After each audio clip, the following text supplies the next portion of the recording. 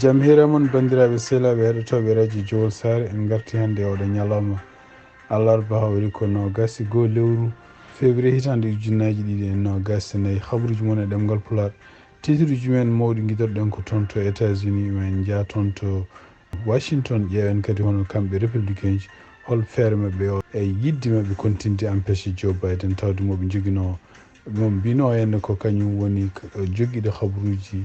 empêchement o foof tawama ko fenade haalata ha hande ma en jaaton to Washington kadi ƴeewen pottidal hande hono émission mo ganduɗa kanko Charles Barkley e kanko kadi Gayle King ɓe mbaɗi ɗum noon nde potinik e hayli ƴeewen holko haali ko fate en surtout ko fate racisme e Amérique habaruji men international manam en toon to Russie ɗum noon ƴeewen kadi oɗo saha joni hono kanko président Putin hol peeje kadi ɗe o continue waɗa oɗo saha joni surtout kadi ko caggal nde goto e gonnoɗe pilotaji mabɓe wara toon to Espagne e goto kadi suka debbo kadi goɗo jaaro capanɗe tati e tati nanggama toon kadi sibabude kañum hoore mum non seulement ko américaine mais kadi ko walli Ukraine noɓe mbirni en kene wiye $50 habaruji men international mana en toon to Sénégal ko noon cakkitorɗen ko toon to Mauritanie ma en jokkodire Fuutanke Diaw rokken kadi ko haalete oɗo saha joni ko fate ɗemɗi gendiyankoje toon to Mauritanie donc ɗum woni titre uji men ɓurɗi mawnude oɗo journal ma gartu desuji muɗum joni joni so tawi Allah jaaɓi.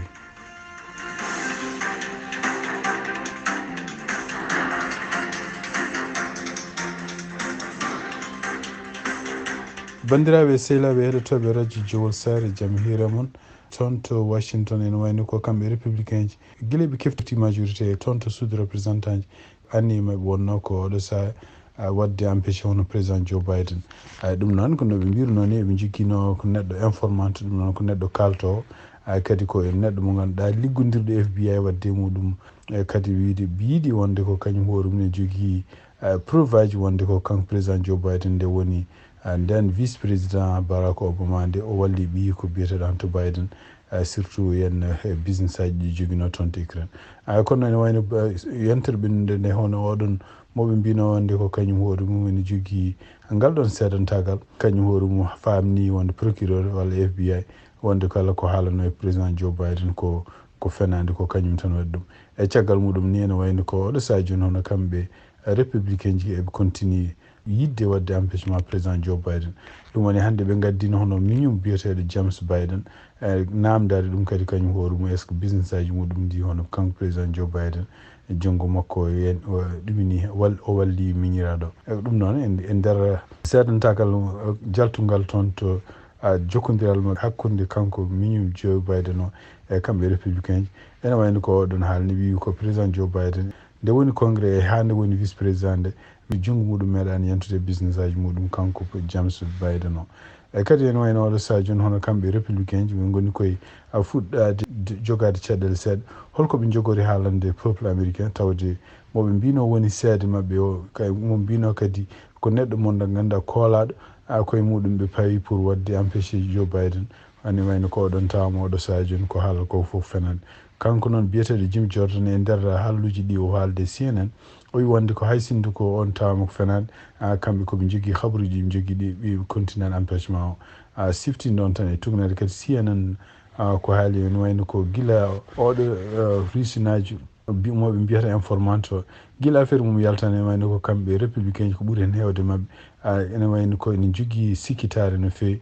ko fati est ce que eɓe jogui ko wiyete ko hunde timmude ko wiyete provage pour wadde président Joe Biden empêchement e ɗum noon kadi ɗum ɗo kadi yanti hen ene wayno oɗo saha joni ɓe goni koye habtade hol ƴewde hol peeje holɗo ɓe jaltiri e oɗo empêchement wawi wonde fof ene wayno ko ɓuuri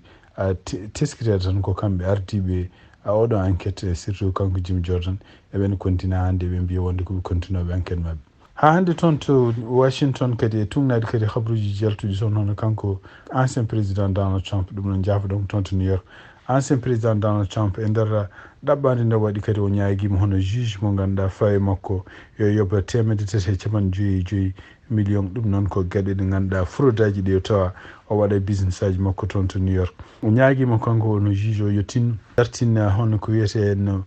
pour wiide wonde kanko Donald Trump yo yoɓa oɗon kalis ken wona lewru siftini ɗon tan ene wayno oɗon kalis hayso ko kanko Donald Trump omo yiɗi wadde appel il faut ko adde ko wiyete preuve wonde ko déposé oɗon kalis ken wona 1.750 millions dollar o dépose ɗum quelque part o dépose ɗum nokku taw au moins kam ɗum ɗo ne waɗi garantie nden o waɗata appel walla o waɗa ko wiyete no rokka ko wiyete ko mbiyata garantie goɗɗo ɗum noon ko fate wayno galleji walla ko gueɗe mbaɗe noon kene timma oɗon kalis ɗum noon ko ɗum waɗi kanko Donald Trump o ñaagui juge o kadi e nder lettre bindaɗo hannde yo juge yo tinno yo dirtinamo délai mo rokka o en ken wona lewru pour haw ƴeewa no waɗata ko wawi wonde fof ene wayno ko kanko Donald Trump oɗo saaha joni ene wayno ko o fawama ken wona 150 quelques millions dollar ɗum ɗo fof koye nder hitande wotere e ɗum ɗo fof kadi ko nokku goto toon to New York sibabude fraude aji mbaɗaɗi ɗi o takkaɗi henna fawama 350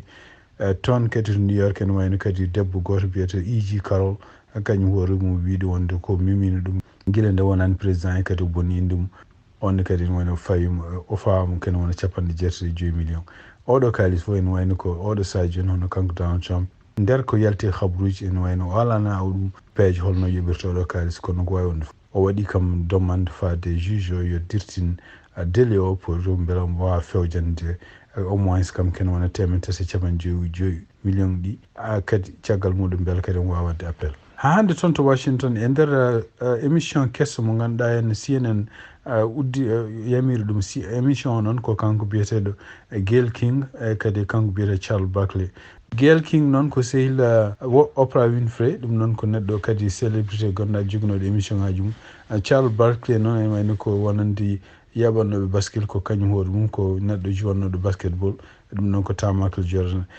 donc e nder émission moɓe guddisi hande o émission fuɗɗi ɓe mbawi fottude Nikki Haley ene wayno ko kanko Charles Barkley ko namdi Nikki Haley o wi wonde ko omo mayano wotande Nikki Haley kono noon wonko Nikki Haley haal noon ko surtout ko fati en nden nde fuɗɗoto campagne muɗum nde wino wonde ko Amérique alano ko wiyete racisme ɗum noon hol yo so tawi Nikki Haley ne wawi walludemo o faama holko Nikki Haley yiiɗi wiide par ce que kanko hoore makko momo heppani holko wotanta Nikki Haley ene wayno Nikki Haley ko jaabi wi wonde ko so tawi Amérique wiyama ala racisme ɗum ko fenade kono noon ko wiide Amérique ko leydi raciste ɗum wona hunde moƴƴere e surtout enen sukaɓe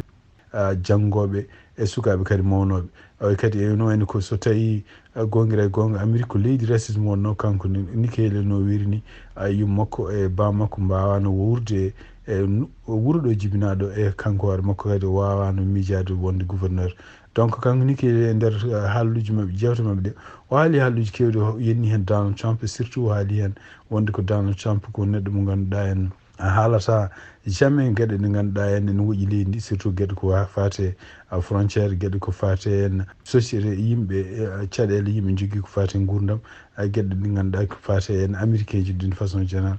kono noon waɗa tan ko affaire muɗum o haali kadi o wi wonde ko so tawi américain ji ne poti ene so batti haqqille ene wayno ko ni kanko Donald Trump ni kanko Joe Biden hay goto mabɓe fotani wontude président par ce que duuɓi mabɓe keeɓi ende nokku hankkadi ɓe mbawa kamɓe ardade leydi ndi en tawa ɓe jogui haqqillaji moƴƴi o haali hen kadi gueɗe kewɗe wi wonde ko oɗo saaha ɗo woni ɗo maw continue wonde wadde campagne uji makko ha ñande wiya wonde hankkadi candidat ƴeftama hay sinno candidat ƴeftama ene ɗamini omo ɗamini kanko maw continue yaade élection ngaji o rokki hen yeeruji kewɗi noon o wi wonde ko kewɗi ko guila nde wonata gouverneur e guila nde wonata ni ko wiyete en kanko hoore makko procureur leydi makko won yimɓe hewɓe ene wayno gondani makko kono noon ko alay saago ko caggal muɗum e nden tawi wonde ko walla laawol walla haalluji ɗi o haalata ɗi ko hunde fodde wattede haqqillaji ko caggal muɗum ndewata e makko après ha o gaño ɗum noon ko ɗum woni o wi wonde oɗo saaha joni omo ɗamini ko kanko hoore makko mo wontoye candidat mo républicain ji jiiɗi emo ɗamini kadi ko mo wontoye candidat mo ganduɗa so ardima leydi ndi hawnaki mo nafa leydi ndi par ce que omo jogui cukaku omo jogui expérience omo jogui gandal muɗum habruji men États-Unis cekkitorɗen ko toon to Maison Blanche e tugnadi kadi ko yalti e CNN hono ene ɗamina hono kanko président Joe Biden mo waɗi ko wiyete ordre exécutif ɗum noon ko yamirore taw yamirore nde kadi ko ene wayno ko loi tan mo juutata no feewi pour hadde au moins yimɓe naatoɓe États-Unis naatiroɓe surtout diwan Mexico wadde kayitaji ko mbiyata kayitaji réfugié ji toon to Mexico ɗo ɗum noon ko feere nde ngannduɗa henna ene jeeyano kadi e nanodiral ɗaminnogal ma wonto loi ngal kamɓe républicain et démocrate en ɓe nandirno woota toon to Sénat kono noon ene wayno républicain ji cali ɗum ɗon kadi ene wayno ko oɗo sadio joni so tawi ɗum ɗon o waɗi oɗon ordre hawnaki ko hawnaki hay démocrate en kañum koyemumen ma mettinen e surtout kadi démocrate en progressiste uji ma mbi wonde ɗum ɗo ko hunde nde fotani wadde e surtout en yimɓe kadi défendoɓe ko fati immigration oɗo saha États-Unis ma mbasa weltade hen ko wawi wonde fof ene wayno ko oɗo saha joni woni koye ƴeewde peeje foof pour hollude américain ji e hollude kadi aduna o fof wonde ko kanko hoore makko ɗum sirginani no feewi ko fati immigration e kadi on waɗi ɗum ko probléme mo foti réglude e laamu makko habaruji men international toon to Russie e tugnade kadi ko ummi toon to journal biyeteɗo BBC ono kanko président Putin walla laamu makko ene wayno ɓe nangi suka debbo goto suka debbo o ko jogui ko double nationalité e suka debbo wiyete ko Kesnia Carolina e kadi kañum hoore mi yara ko duuɓi 33 suka debbo ene wayno ko kañum e boyfriend walla kañum e sehil gorko gonno ko toon to Turquie caggal mum ummi toon ɗum noon ko ummi toon koye mois de janvier ɓenɗo faade Russie pour yeeya taniraɓe muɗum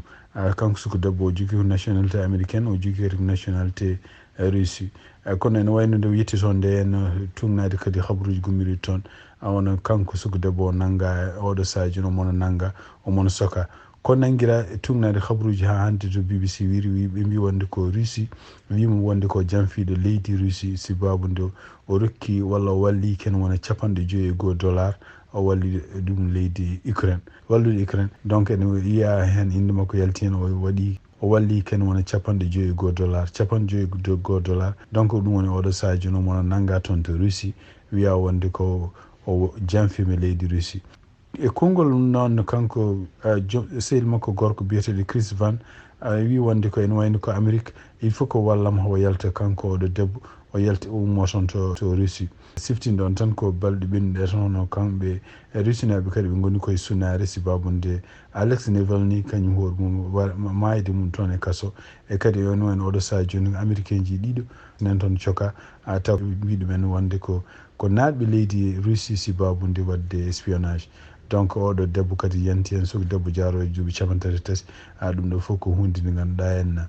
kanko président Putin hawnaka ma hutorade ɗum pour habde américain ko wawi wonde wayno ko e nder konnguɗi jaltude toon to maison blanche hono kanko président Biden o ƴettima hande Putin o wi Putin ko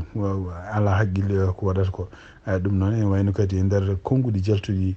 guila heccanke wono kamɓe États-Unis maɓe jogor wadde sanction ngaji kewɗi kadi faade Russie faade kadi Putin sababude bargol Navalny siftinde on tan ko Navalny kañum hoore mum yummum yaltini heccanke télé ene ñaago président Putin wi wonde ko président Putin tan wawi réglude caɗele gonɗe toon to Russie oɗo saha joni surtout ene caɗele ko fate ɓiyum ɓandu ɓiyum beele ne woppite donc kanko yummiraɗo ñaagui wi wonde ko so ɓiyi ko ɓandu mum woppama ma ubbu ɗum taw kadi koye nder honneur ɗum noon ne wayno ko oɗo saha joni kanko président Putin walla laamu Russie kamɓe ɓene continue oɗo saha joni ɓena continue wadde menace hono famille Navalny ko fama heccen kadi miñum Alex Navalny kañum hoore mum ene wayno ko yaltinama e télé wiya wonde woni koye yiilede ene wayno woni koko nanguete ha hande ne wayno ko affaire makko kamɓe Putin e Navalny ene wayno gasanto e nder habaruji jaltuɗi goɗɗi kadi hono pilote mabɓe goto ƴeftunoɗo hélicoptère ummi toon to Russie naati toon to Ukraine ene wayno kañum hoore mum tawama ne maayi toon to Espagne pilote o noon wiyete ko Maskin Kizminov o wiyete ene wayno ko kanko hoore makko o addino hélicoptère toon to Ukraine e caggal muɗum ene wayno Ukraine naɓe dokkimo kalis kewɗe ni sababude hawnaki won information ngaji kewɗi caggal mum fayti Espagne kono ene wayno tawama heccanke kanko hoore makko mo fella kori kewɗe ɗum noon omo maayi hen ɗon ɓe kalan noon oɗo saha joni hol pelɗi ɓem kono noon e nder habaruji jaltuɗi e nder surtout galleji janiyankoji mawɗi ko wayno BBC ko wayno radio France international mbi wonde ko ene tuuma wonde ko yimɓe agent spéciaux ji russe ko kañumen gabbimo toon mbarimo Khabruj men international hande ton to Sénégal e tungna dikati ko agence biyeteɗo agence France Presse ɓe mbi wonde ko eɓe keeɓi khabruji ummade to galle laamorgo toon to leydi Sénégal hono Dakar hono kanko président Macky Sall mo hucci kadi e télé janggo kikiɗi ɗum noon o joddo e galleji jeeniyankoɓe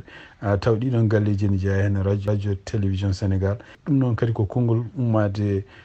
toon taw haali ɗum ko porte parole présidence biyeteɗo Yero Dia e nder ko ɓe mbino no wini kanko Macky Sall ma o namdi question ngaji ko fate oɗo saha joni élection ngaji leydi Sénégal e kadi crise mo ɓe gonaɗo oɗo saha joni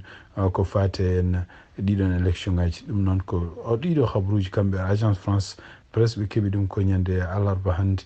toon ummade toon to Dakar. Habruji men international cakkitorɗen ko jokkodirde Fuutanke Diaw ɗum noon e ƴeewen kadi oɗo saha joni holko haalete toon to Mauritanie ko fate ɗemɗi gandiyankoje. Fuutanke Diaw bisimilla. ñande 22 lewru ɗiɗi ɓuuro e kala hitande ko ñalawma teddiniraɗo ɗemɗe neniji no windere nde kala leydi Mauritanie heedani caggal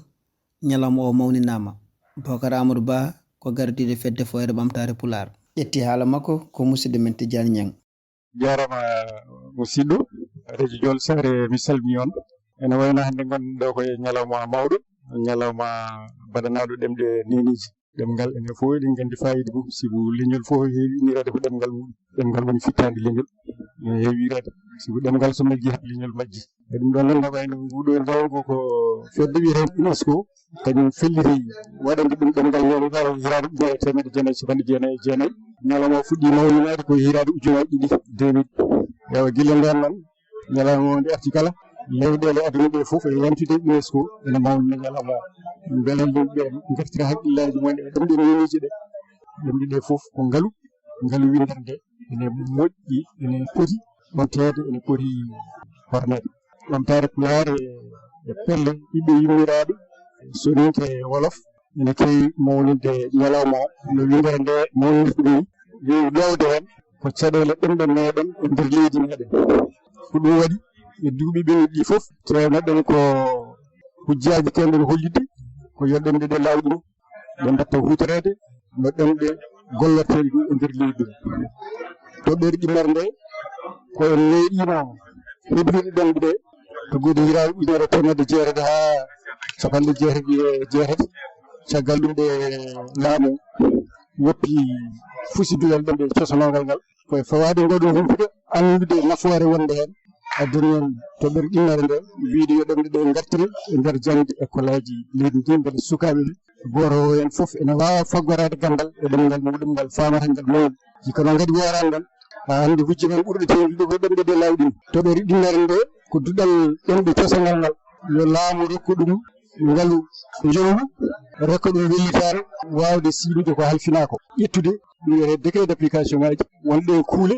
kaaloje ko fate ɗemɗe ɗe e nder loi d' orientation o beele janggo e jaam yimɓe nan jogo to tubni to banggue sari no wayno ko ɗum kam woni ko ɓuuri tengtude oɗo ñalawma. Demba Wan ko tawtoraɗo o holliti beelema makko o jofniri ko erago fewde ɓesgu Mauritanie koye micro musidɗo men Tidiane Niang. en jetti Allah no feewi en calmini dendagal bandiraɓe Allah addi en ɗo wonne laamorgo leydi Mauritanie kadi en dañi fartaŋ kadi hawrude oɗo ñalawma ɗum noon kam eɗen mbiya kam ko weltare mawde no feewi sabu kam to wiyama kam yimɓe yo ngar jiidira jiwtiri kadi tawa kadi ko kala waɗa ɗemgal mum ɗum ko beelama mawɗo kadi radio Jol Sare kadi en gandi kadi waɗi darigo no feewi daranigo dendagal piñol fulɓe heddimuɗum ko fii mbiyanno ko tan ko anni sabde ko to fasifi ko wuurde en mbiɗo kam musidɓe tawa ko wuurdaɓe duuɓi capanɗe nayyi ko fayi tawa ko yimɓe ganduɗen darani kadi ɓamtare Pulaar kono kam ko weltare mawde soɓe jiiɗa hande jees kese minen hen feewi ken jiiɗo no yimɓe ko wayno fiɗmoɓe en jii hen leƴƴi ɗi waɗa ɓuuri gosol wonno leydi kono feewa ko ma waɗa sakalɓe waɗa fulɓe waɗa suuri ko waɗa walla fawer ko fof ɗum noon kam enen vraiment mbawi settade ɗum ɗo heɓɗo hande kam ko unité national yo Allah jokku ɗum kadi yo Allah ɓurin ɗum Mauritanie ko enen fof deni Mauritanie goto ɗum fof ni wonko jogui enen kewi wiide Mauritanie kañum woni guesa baaba ko doɓale ko muso ene gara ngal wadde noon ɓawi noon yimɓe noon to ndendi ko seerata yo jaggu hen juuɗe sappo mbawa liggal ɗumen woɗoɓe ɓe e ɓalleɓe ɓe e dañɓeɓe e waasiɓe ɗanniɓe e juuɗiɓe fof alaa sago goto mum fof adda ballal mum saabu ɗum woni kewen wiide juuɗe ɗiɗi ɓuuri welde hay asde pengal waddata hay safde baagal wadde eɗen eeri dendagal ɗanniyankoɓe e dendagal juuɗiɓe ɓe mbawata waɗirde mbellimin yaara en alaa sago joɗɗen kalden ganden to yimɓe ndendi ko seerata ɓuri moƴƴude ko nden ko ngoon eerago paaɗen e leydi Mauritanie paaɗen kadi e ardiɓe leydi Mauritanie kadi e ardaɓe goto fof nde addata ballal mum saabu goto fof wonko wawi fedde ɓamtare Pulaar rokkiri toon seedanteje almuɓe heblertonoɓe salminama e inde fedde ɓamtare Pulaar e yilude ngendiri e gomtende ngendi eɗen ɗo gandi okkiɓe seedanteje yimɓe hebletnoɓe duɗal keblorgal fedde ɓamtare Pulaar e hitande yawtunde no wayno ko duuɗe ɗiɗi gonno duɗal fannude e duɗal keblorgal duuɗe ɗiɗi fof ɗe guddidi koye saaha goto ne wayno ɗe duumino fodde lebbi jeegom ni woni duɗal fannude ɓe keeɓi seedanteje mumen e haala o yawtuɓe duɗal keblorgal ko ɓen keɓoɗen hokkude ɗo seedanteje yidde wiide on tan golle ɗe ne joggi eɗen eeri caha ɗe yo mbaɗanen doggi kesi fodɓe jokkari he duɗal fannude hebleteɓe duɗal fannude ɓe ko ɓen ɗon jaha duɗal keblorgal jangguinaɓe yo Allah wurno ɗemɗe men o sembina kala daraniɓe gurdam majje oga banggue ko musidɗo mon Fuutanke Diaw gam radio Jowol Saare Fuutanke Diaw a jarama no fewi bandiraɓe sehilaɓe heɗotoɓe radio Jowol Saare ko ɗi habaruji min jogon noon hannde ɗemgal Pulaar sifti noon toon hannde ko alarba 21 lewru février hitande 2024 yen mbaali jaam ha janggo kadi on jarama.